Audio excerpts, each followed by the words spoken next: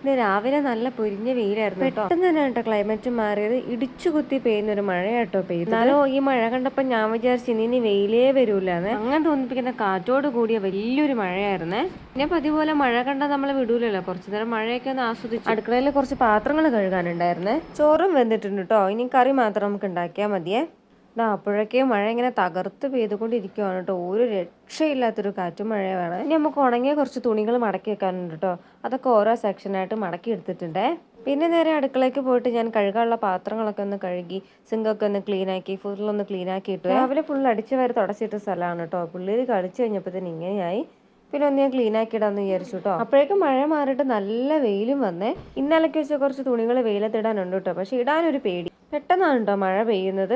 അതുകൊണ്ട് തന്നെ ഇട്ട് കഴിഞ്ഞാൽ അപ്പം തന്നെ എടുക്കേണ്ടി വരും, അത് ഉറപ്പാണ്. അപ്പോൾ ഇതൊക്കെയാണ് മഴക്കാല വിശേഷങ്ങൾ കേട്ടോ.